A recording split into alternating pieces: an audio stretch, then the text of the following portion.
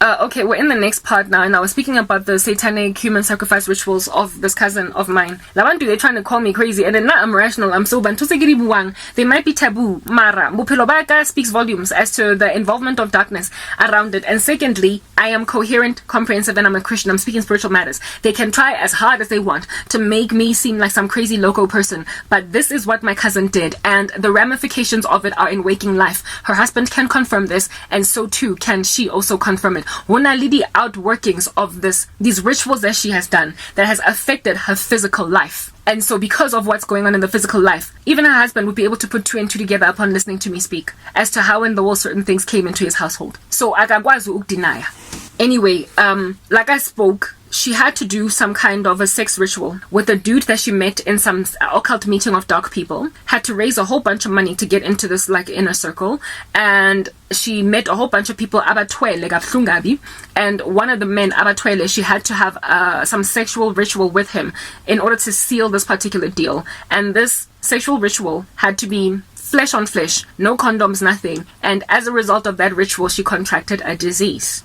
She contracted a disease that she took back to her husband, and because her husband was cheating on her too, the two of them have no clue who gave the illness to who.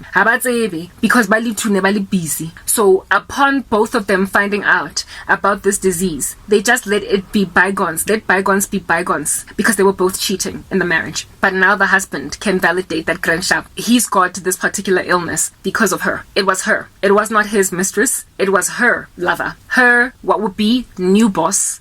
This was a married man. Of course, this man would have a disease. Why wouldn't he? Because he is in the business of doing these kinds of sex rituals for wealth, prosperity, money. So he likely has made his wife unhappy with that situation, and all the other random girls and guys on the floor here that wanted to get ahead through him.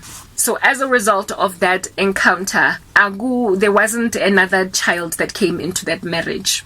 Basta kilego 2 children, and they are just going to leave it at that, because there's going to be complications in trying to have a third baby. These are the ramifications of occult activity. Now, it is because of contracting this particular illness that made her extra crazy, due to the fact that Unana Leona now, she wanted me to become a whore so that I might also end up like that. Hence the dreams of me being converted into a harlot.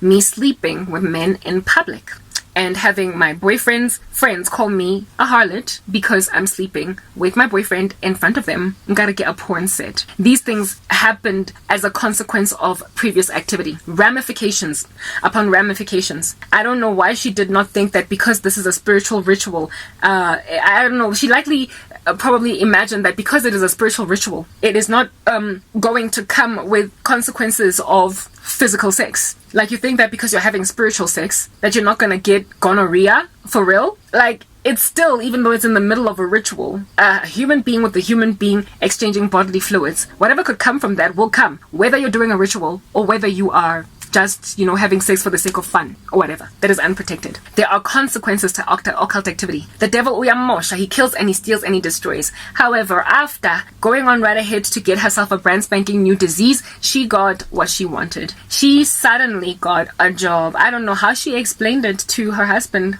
and her family and everybody. Guys, on the day when I become the chief architect of some construction firm, when my previous experience is, never mind project management, but I was an administrator pushing paper for MTN project administration team, and now I'm the chief architect, sure, for some building and construction company. Yeah, that's the kind of stuff that'll make a person just look around on some, how did that happen? Hey, but some people are highly favored. Some people, God is really looking out for them, hey? Motoana can't even draw like a stick figure, but she's a chief architect. Yo, I know God works. The Lord is a rewarder of hard work. He says, whatever you do, work heartily as unto the Lord. He says, if anybody does not want to work, let them not eat. The Lord is all about gaining experience that you might earn a job interview, and so therefore a job. God, even though he highly favors a man or highly favors a woman, is not going to give that man or a woman a job they literally are not qualified for. That is not in the character of God. So do not go and blame God for blessing undeserving executives for getting jobs, because they they love to go and say, I would like to thank Jesus for this promotion. Thank you so much, Lord. Hana experience. He's knocked off some other person that was more deserving of the job from that promotion. And then he goes and says, God, Modimo umukima wetsi, Modimo umogolo. Because and now I am the chief architect for a build projects firm. When you can't even draw, she had to be trained from scratch.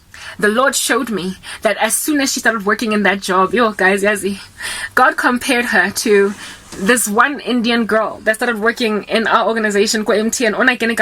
And I've told you that story before. Onasna experience, MTN project managers.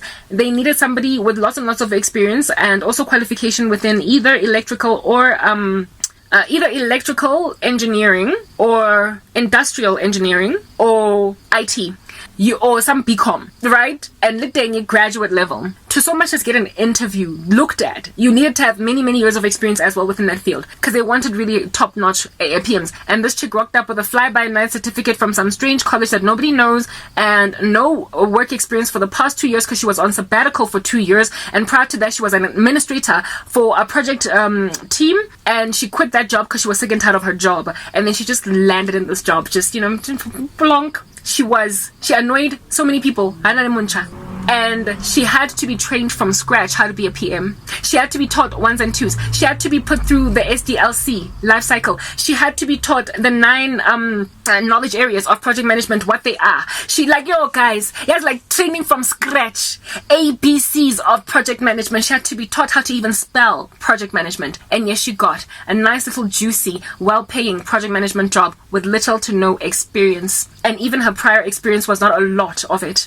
And she had just come out of a sabbatical year, 2 years, gap year 2 years in the CV, because she got married and wanted to be a stay-at-home wife just for a season. And this chick just wallop landed. I was the one that trained her how to be a PM, and years later she participated in the demise of my career. So when you give chances to charlatans, anyway, whatever. Yeah.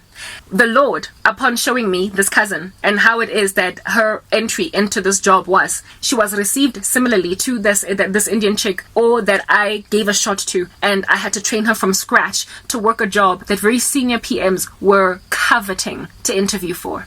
Yeah, God showed, literally, let's say this Indian chick's name was Vashti. The Vashti phenomenon, we shall call it that, is exactly what hit this cousin of mine when she started working for this organization. Imagine, guys, let's move on to the next part.